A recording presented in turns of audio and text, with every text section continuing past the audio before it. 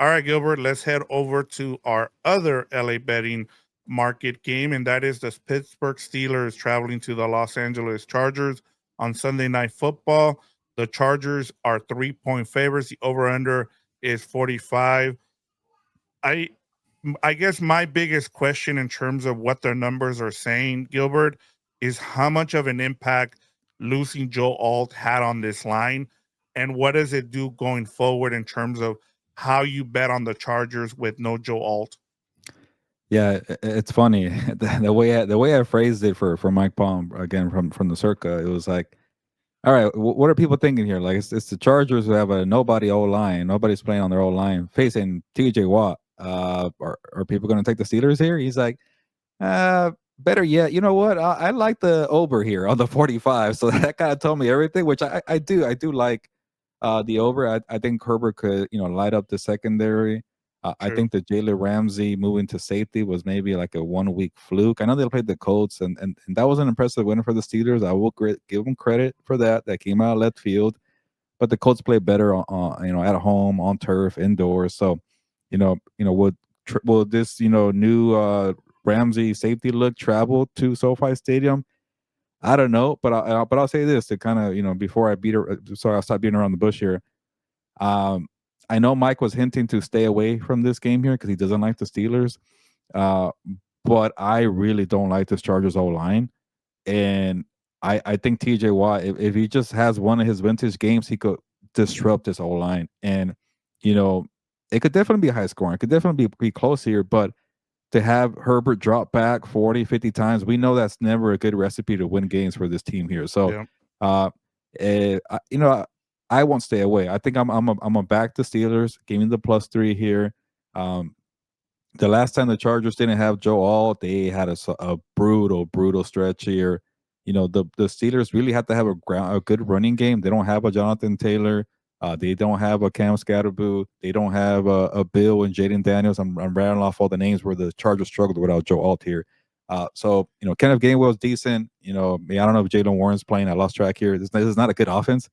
But Aaron Rodgers could maybe do something here. So I'm gonna take T.J. Watt, and I'm gonna take a prideful Steelers defense that showed me something last week because I just do not trust the Chargers O line. This is a bad O line, Vic, and people are trying to make Trevor Penny like the hero who's gonna save the Chargers. I don't see that happening. He's a bust for a reason. So I'll take the Steelers +3, and I like what Mike Palm said. I'll take the over on the 45 too. Yeah, that's a good bet there. My biggest thing here, and I have two points here. The Steelers might have two of the better wins of any team. You beat the Patriots and you beat the Colts this season, two of the most surprising teams. And when they beat those teams, Gilbert, I think it was like I think they forced both of those teams into 5 turnovers each. You're gonna have to do the same thing against this Chargers team because without Joe Alt, Gilbert, they've gone, if you look at the numbers, they're like a top 5, top 6 offense with Joe Alt. Without him, they drop all the way to under 26. So, I mean, that's a big jump. That's being like a Rams offense down to being somewhere like a Houston Texans type of offense. So that just tells you how big he is, and that was the reason why wanted to ask you in terms of the line, how much has changed. Because for me, like looking at this, I think if Joe Alt was in this game, this is probably like a 5 line or maybe even a 6. But the fact that he's not here, I seen that -3. I'm with you. I still like the Chargers just because they're at home, and in and it just feels like Justin Herbert is gonna finally be that quarterback that we've been asking him to be. Be the Superman here, and we've seen it all season long. For as much as people have gotten on the offensive coordinator, I've really liked the fact that they've said, you know what, we're just gonna let Justin Herbert, just let him loose now. And if you're gonna win this game, it's gonna come up to him because even that defense has struggled Yeah. for the Chargers, Gilbert. Yeah, and I just can't get that Commanders game out of my mind where they don't even have a good defensive front, and they still hit Justin Herbert pretty frequently. But I do give the Commanders credit in that game. That was probably their best game of the season, where they had the running game clicking with the quarterback and the running back. You don't have that with Aaron Rodgers, and I don't really care for the running back, so maybe that could benefit this Chargers defense. But in terms of the other side, I just worry about TJ Watt. Yeah, I worry about guys like Alex Highsmith that hasn't played that well, but maybe he steps up. Guys like Patrick Queen don't play well, hasn't played well, maybe he steps up here. They showed a lot of pride last week, and maybe that momentum carries. But both sides, and I'm losing track of which one I'm talking about, like defense or offense. Like everything is not going right for this yeah. Chargers team here. Uh, I know Chargers fans will watch this video and call me out if I'm wrong here, but I can't get the Commanders game out of my mind where they have nobody's pressuring Herbert. The Miami game, Herbert got a lot of pressure. Even the Colts game, Herbert got a lot of pressure. And these are all games where, I forget which one where Joe all came back. And when Joe came back, it changed everything. So, It was the um, Vikings game. yeah, and that was one of their best games of the season. So before that, Miami, uh, Indianapolis, Giants, Commanders, they were not good at all. And I think the Yeah. Steelers, with TJ Watt alone, could wreck this game. Yeah, and then a couple more points here, Gilbert. It's gonna be a heavy Steelers fans Yeah. at SoFi, and you might have to go to hand signals here, and with the beat up with new linemen going for the Chargers. It might benefit what you're saying here. It might be to your point, I should say, because they might not be able to have the right protections out there to for Herbert to have time to push the ball down the field. Yeah, so we'll see how this one turns Yep. out. Sunday Night Football, and check out What's Up Bolts for the preview here. Fernando and Dan have you covered, but people know that here because they're committed to What's Up Bolts. Yeah, they are. All right, Gilbert, let's get to our Super Duck contest of for week 10, where we take a super dog of at least 4.5 or more. Last week, Gilbert, you got 10 points for the cover and the straight up win. It was the Vikings Yeah. against the Lions, as you talked at the beginning of the episode. What do you got for us this week?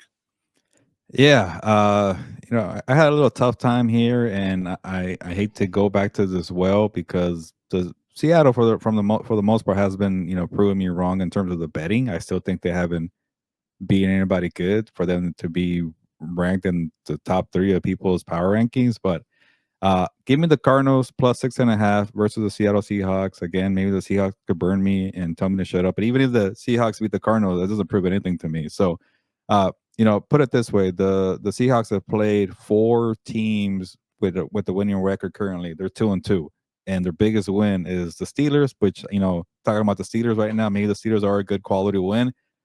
They beat the Jaguars. Those aren't really wins to brag about. Maybe the Steelers, I get. But other than that, Seattle lost to Tampa Bay. They lost to the 49ers, and they haven't even played the Rams yet. So, and then even the Cardinals Seahawks game, part 1 with Kyler Murray was pretty close. And maybe it wasn't for 3 quarters, but they let the Cardinals come back into that game in the 4th quarter in Arizona. Yep. I think Marvin Harrison Jr. had a decent game in that game. And Arizona has been picking it up, with Brissett. And I'm glad that Jacoby Brissett was named the starter to open the week. There is no more hiding here because Brissett is clearly the better quarterback. And they're not a juggernaut offensively, but I think Brissett operates faster. He knows what he's seeing out there faster. He's not afraid to sling it. You better know what you're seeing out there against the Seattle defense led by Mike McDonald. So I like that. I still pick Seattle to win. I'm not back on the Cardinals bandwagon, but I will say this: with Walter Nolan coming back, the rookie defensive tackle, the 1st round pick, it made a big difference for Jonathan Gannon's defense. I've been waiting for that guy to come and play. It took him 9 weeks, but he disrupted the Cowboys' offense, which I think says something. They can't defend, but Dak could play and get some points, and they did nothing. Josh Sweat also fed off of that energy. So to me, I will take a chance here on the Cardinals to at least keep it close, but Seattle to win.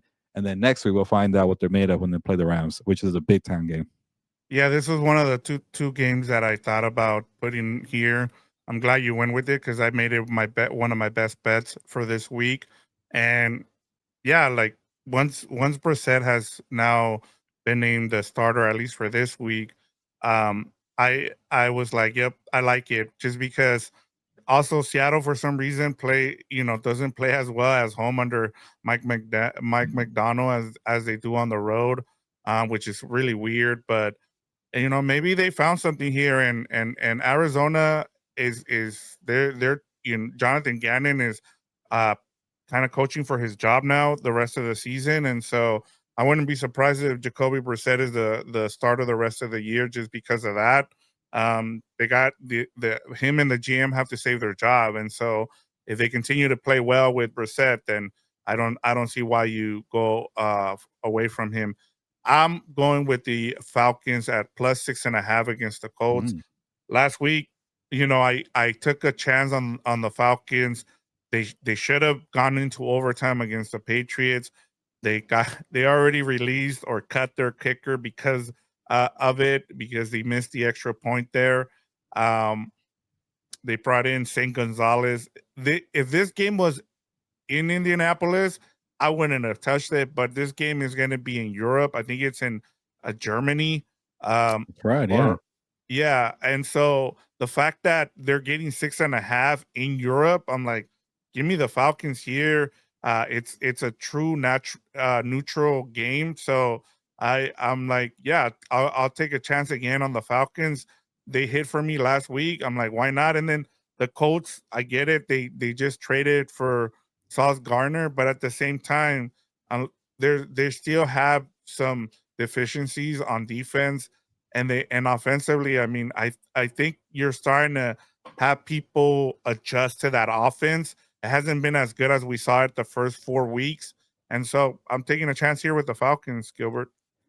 Yeah, I honestly forgot that this game is not in Indianapolis; it's a neutral site, and I just because it was on when I thought it was in Indianapolis, I'm like, I'm not touching this game. But now on a neutral site, I could see the thinking here. I wonder. I'm sure Sauce Gardner's gonna play for this game. Play in this game. He's usually it takes about a week, and he arrived there today on Wednesday to get Yep. ready for new team. So he'll have the usual 3 practice days, and I think he was limited today, Sauce, and that does worry me when he has to defend Drake London, who I have in my fantasy team, and I'm playing you this week, and I need Drake London to go off. But Sauce is going to be on him. That'll be a fun matchup here. Bijan hasn't really done anything for The your two super best dog's running sake. backs going up against each other too. I didn't even think about Yeah, that. that's Sorry, another one Gilbert. too. Yeah, So for my fantasy sake and your super dog's sake, I need Bijan to go off here. yeah. Uh, the Falcons are just tricky. I think I'm done with them because they're too up and down, but they came through for you to cover at least in New England. I did not see that coming. So hey, why not keep going? Yeah, and I just thought they were a dumb team, but for them to be able to do that, in New England, that showed me something. And so, and again, I think you kind of have to start thinking about Raheem Morris is because if he needs to start winning games, Yeah. because they traded up, they got him what he needed, Mhm. and you're still not producing wins. I think it starts to get a little bit dicey for him, whether or not he gets a third year, Gilbert. So Yeah, honestly, you should probably bring that up for Compa soon because that's one I've been thinking about who could be in the hot seat that nobody's talking about. Because when you invest that much on both sides of the ball and you still haven't done anything, it's going to be the coach's fault. yeah, I've been thinking about it for a while now, especially with the expectations coming into the season. And I think the biggest thing is the fact that they traded that number one, that the first round pick Hmm. for to the Rams. I Was think an all-in that sign, and yeah. they're not doing anything with it. Yeah. All right, Gilbert. So you had a great week last week. You went 3-2, plus you hit on that 10-point bonus because not only did you get the cover, but you also got the straight up win. That took you. I think I passed you by 4 points. Now you're up 10 on me. You're up 110 to Nice. 100. Um, would you like to explain how our betting locks work for the 5 bets? So that way Yeah. people kind of figure out where our point system is. Yeah, so we share our 5 best bets, and the first one is worth 5 points. The next one will be 4 points, 3 points, and so on, 2 and 1, and then we just tally them at the end of the week. And then also we count the super dog contest, like Victor mentioned. You get a cover, you get 5. You get the outright win and the cover, you get 10. So we just tally all the scores here, and obviously, hitting on the Vikings really helped me out last week. But I even got a good amount in my best 5 here. And I'll be quick here, but I gotta admit I didn't really have a good top five, so I took a chance here out of spite because of when Compas on the beat. You guys forced me to take the Giants over the Bears, so I'll go Here we all go. in. Screw it. Yeah. Sometimes the lone wolf does pay off. So I don't. I think the Bears are a 1 week illusion. This game seems ripe for the Bears to keep going offensively because the Giants can't stop anybody. The Giants are nobodies. The Bears beat up on nobody team, so I could see the Bears scoring points, but I like what Jackson Dart has done. I like that the offense is still somewhat clicking, even though they don't have Cam Scatterboo, and the Bears defense is not that very good. So you know what? I'll take two teams that are still growing to maybe give us a fun matchup. So it could be close. Maybe the Bears still win, but maybe I get a cover here. So give me the Giants 3.5.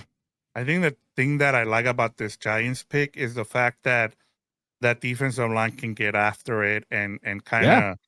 of we and they haven't faced a good defensive line it seems in a while. So this is going to be a challenge for that Bears offensive line. I feel like Gilbert. So I Yeah. like it. You're number 4 here, Gilbert. I'm going back here. I couldn't like this game enough to make it my number five, but give me the Vikings plus 3.5 versus the Ravens. I liked what I saw from McCarthy. I like the way Kevin O'Connell coached after an embarrassing game against the Chargers. And I think we're all crowning the Ravens too soon. Where I've done this myself. Like we're saying win, win, win, win, win. But this Vikings game is tough. It's not a win-win-win. It's when you're playing the Browns, you're playing the Jets. Sure, check it off as a win. The Vikings not so fast, and I think this is Minnesota. So give me the Vikings plus 3.5. Yeah, and I'm wondering what Brian Flores does against Lamar Jackson here. I wonder if he puts the pressure on him here and make sure that he stays in the pocket there. So yeah, this is one of my best bets as well, Gilbert. So I'll talk about it when we get there. And your number 3, I already mentioned this one, so I'm sticking with it. I'm taking the 4.5. That's too high for the Rams here. For give me the 49ers 4.5. number Uh, 2. Yeah, I tend to not go with big favorites here, but I think the Commanders are done. I think the Yep. Commanders might not win a game again this season. That's how bad it is now that JD and Daniels is out. Nothing is clicking. It's pretty miserable there, and I just got rid of them in our wins challenge because they're that bad. So give me the Lions minus 8.5. And then your number 1. And I mentioned this one too. I like the Steelers plus 3. I'm going against both LA teams here, but sometimes that's I think that's actually worked out for me this year. Yeah, I was kind of surprised because that's one of the rules is that you try not to put any of the LA teams on your Yeah, but best I'm doing bets. them a favor. If it goes like if I would have picked the Chargers, I would have lost. But I'm going against them. Maybe they win, so I'm doing Oh, them a there you favor. go. All right, my 5 bets, Gilbert. I'm gonna go with the Buccaneers. We talked about this matchup already. Why I like the Buccaneers. My number 4, Cardinals. Again, we kind of talked about it already. Every time I pick the Cardinals here as a dog, Gilbert, they've come through for me. I think I'm 3-0 picking the Cardinals as a dog this year. So I'm just gonna continue it on. I talked about the Packers one as well. I like the Packers here just because of the whole narrative. Everybody's down on them. I I I did wish it was Eagles here as a favorite, but I'm still taking it just because it's under a field goal. I changed my number 2, Gilbert. After we talked about our rules, I changed it to Texans plus 1.5 against the Jaguars. It's a divisional game. One of the games I saw last week was that Texans Broncos game. I saw it from beginning to end. I'm really I have to say, like I'm down on the Texans offense, but defensively, I mean they gave the Broncos offense hell. Um it was they just couldn't do anything offensively, but I at least I know what to expect from Davis Mills. The Jaguars, I saw them against the Raiders. I wasn't that impressed. I mean, if it wasn't for uh the kicker for the Raiders missing an extra point there, they probably lose that game as well. Trevor Lawrence threw a terrible interception in the red zone in at the goal line there. I'm gonna go with the team that at home here at plus 1.5 with the Texans. And then my number 1, I found the Vikings Hold on. here. Let me stop you because I do want Yeah, to touch on that game. I'm glad you brought it up. Texans plus 1.5 versus the Jaguars, and I personally don't like this game. And I know you might be a closet Texans fan, Victor. You keep picking them, but yeah. here's some good news. The I sharps have are them on in it. my wins That's thing. So right. Yeah. You can't give up on the Texans, but you're right. They have a good defense, but some good news. The Sharps are in on the Texans. I was surprised when Mike Palm told me that. He said that's my he circled that one for the pros versus Joe's game. The public's going to be all over the Jaguars because they beat the Raiders and the Texans don't have CJ Stroud. But what you mentioned, I think the Sharps are in on that. It's a good defense. Davis Mills is not the worst, not the best either, but he's solid. And this is kind of a little bit of a fraudy team here, Jacksonville. So with the defense, that could be enough here. So for a sharp play here, I like it, Vic. That's a good one for you. Yeah, and then my number one, Gilbert, I'm with you here on the Vikings. I found that when I put it in earlier this morning, it was at +4. It must have gone down to 3.5. I found that at +4. So, Mm, and I'm with you with the Vikings, especially what Brian Flores can do and Kevin O'Connell. The Ravens need to show me. I get it; they blew out the Miami Dolphins, but it was the Miami Dolphins, and as we said, you're gonna see a bunch of people like as soon as a quarterback comes back, everybody just jumps on that bandwagon. But and JJ McCarthy showed me something, and so they might have something here. We'll see. It shows that that team really loves JJ McCarthy just with seeing what happened post game there. And they're playing at home, so I'm with you. And I still don't know if that Ravens uh defense has been fixed, Gilbert. yeah, again, like I don't think they're fully back. I even wrote that on my story. Like, yeah, they're playing well, but they're not Super Bowl contenders just yet. So you can't just assume they're going to win all these games here. Yep. All right, Gilbert. We have four teams on a bye this week in week 10: Bengals, Cowboys, Chiefs, and Titans. Let's get to our quick hitters here. We have the Browns traveling to the New York Jets. This line, Gilbert, started at 2.5 for the Jets. Hmm. Now they're +2.5 after all the trades. The over under here is 37.5. Yeah, I talked about this one with Mike too, and yeah, he pretty much said it's probably a stay away game. I definitely would stay away too. You know, I kind of like the Jets at the beginning of the week, but then they lost a lot, so I think they might throw in the white flag. And I also don't think Garrett Wilson could play. If he does, maybe just if Garrett Wilson plays, I will take the Jets here. But I just want to give some information here. And if you're twisting my arm, I will still take the Jets here. But part of me wants to trust the Browns defense to just hold up and play for pride, and they tend to do that. But they don't have their running game. They lost Quinshon Judkins. Dylan Gabriel is not going to be the quarterback of the future. He's not good. This team cannot score. So if it's Wilson, Brees Hall, and Fields, I think I trust that team to score enough points to win here. So I know that was a long-winded answer, but I think I would rather stay away at the end of the day. Yeah, I'm with you. And then it was kind of weird too, Gilbert. I don't know if you saw, but Kevin Stefanski gave up play calling. Yeah, Um, yeah, it's not a good so offense. no, and I think he might be another another coach. I mean, you have a coach that's won 2 Coach of the Year awards, and he might be looking for Yeah, work after this season, yeah, which kind of sucks because I think they're 5 and I think I saw here they're 5-20 in the last 2 seasons after making the playoffs. Not yeah. good, and I mean, it's not all his fault. They pretty much have uh just they're an analytical team, and so I just you know Yeah, I think we need a coach hot seat meter for yep. next week because that's a good one. Stefanski and Morris.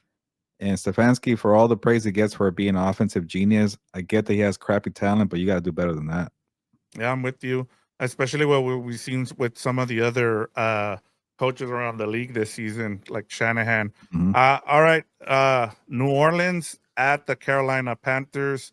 Yeah. The Panthers are 5.5 point favorites. The over under here is 39.5. Yeah, I started the show by saying, don't lay more than a field goal for divisional games, and I will stick to the rule for this game. I will not break it. And I really want to go Panthers here, but personally, every time I go with the Panthers, they let me down. So just for good juju, good vibes here.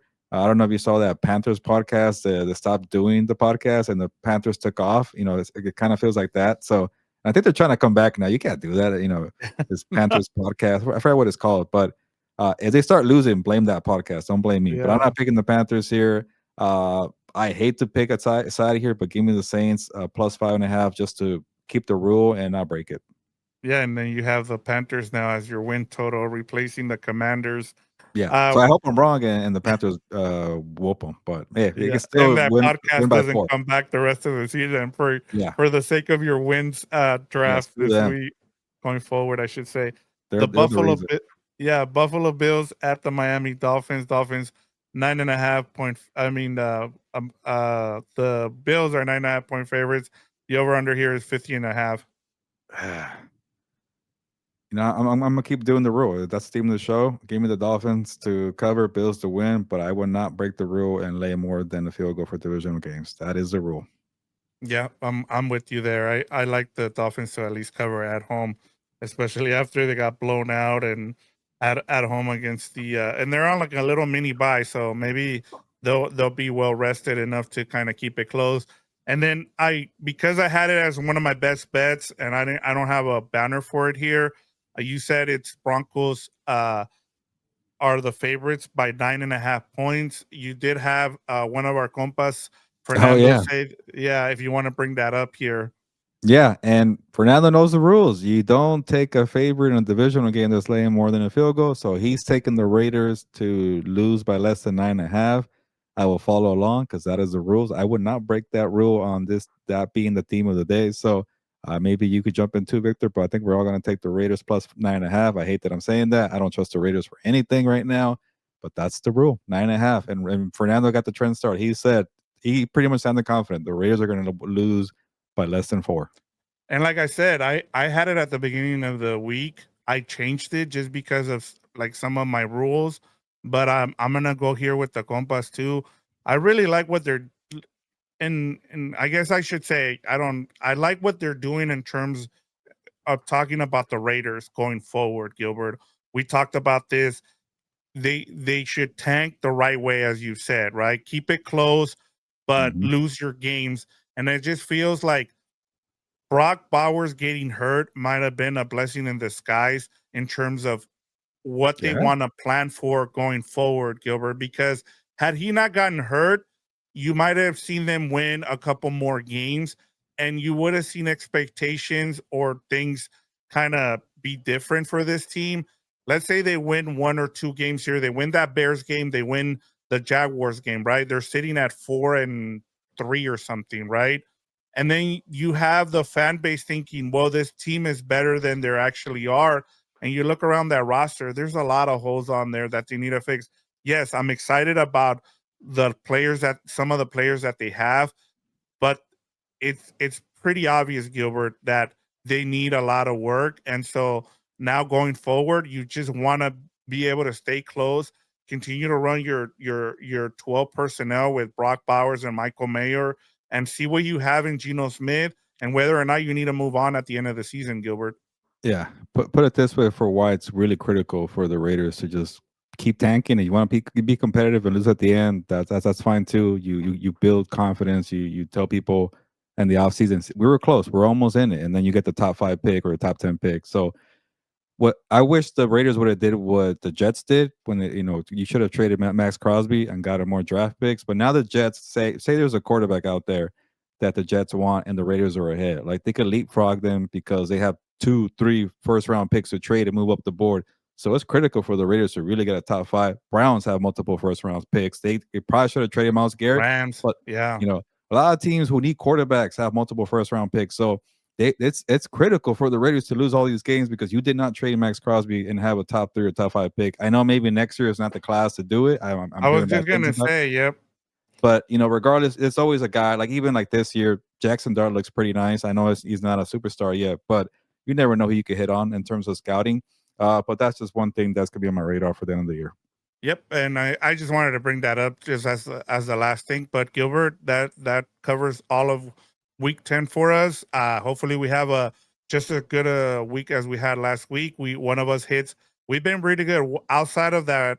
What was it? The week 8 where we either one of us did not hit on our super dog. We've been pretty good. One of us usually hits on that super dog. So and we've been good whether we go 3-2 or 4-1 on our best bets. We've done pretty well. So and we've given people the information that they need, and it's up to them whether or not we continue to hit on these, I guess I should say. Yeah, no, I think we're doing well. We're always going to admit when we get some wrong, and that's fine. If people want to comment when we get it wrong, I like it. It gets more engagement. People, that means people are watching. It's letting us know that people are watching. It gets the algorithm going, and yeah, if we get it right, then more people are going to keep watching. So it's a lot of pressure on us, but at the end of the day, you're making the pick here. We're not going to force anybody. We're just going to share information. That's why we have two people here, two different point of views. Take what you want from it, but hopefully you're enjoying the conversation at the same time. So. Uh, yeah, we're having a lot here on Compas on the Beat. This is our betting show. We got doing this live where we review everything from the NFL week on Sunday.